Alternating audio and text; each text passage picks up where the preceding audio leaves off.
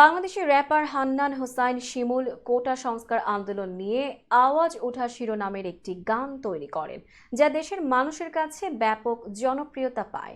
আর এই গানের জন্যই 25 জুলাই নারায়ণগঞ্জ থেকে তাকে গ্রেপ্তার করা হয়। পরে তাকে দুদিনের রিমান্ডেও নেওয়া হয়। এদিকে হান্নানের গ্রেপ্তারের খবর ছড়িয়ে পড়ার পর শিল্পীর মুক্তির দাবি তুলেছেন শোবিজ তারকারা।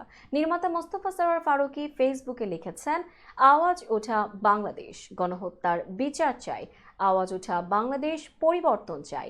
আওয়াজ ওঠা বাংলাদেশ। আওয়াজ ওঠা গান গাওয়ার জন্য শিল্পীকে গ্রেপ্তার করলো তারা। ঠিক আছে, এখন আমরা সবাই গাইছি আওয়াজ ওঠা। নির্মাতা শিহাব শাহীন লিখেছেন, একটা গান লেখার জন্য 2 দিনের রিমান্ড কই? ছাগল কাণ্ডের মতিউরকে তো অ্যারেস্ট পর্যন্ত করলেন না। অভিনেতা খায়রুল বাশার লিখেছেন, বুকে কালকে মেডেল ঝুলবে, এই বুকে আজকে গুলি কেন? একজন গায়ক আওয়াজ তোলায় গ্রেপ্তার এবং রিমান্ড। একজন হান্নান 71 থেকে 24 হয়ে নতুন 71-এর ইঙ্গিত দিচ্ছে। তাই হচ্ছে না।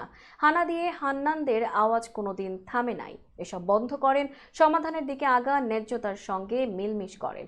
এছাড়াও এই ইস্যুতে সরব পোস্ট দিতে দেখা যায় সঙ্গীত শিল্পী জেফার, অভিনেত্রী তানজিকা আমিন, অভিনেতা সোহেল মণ্ডল সহ আরও অনেককে।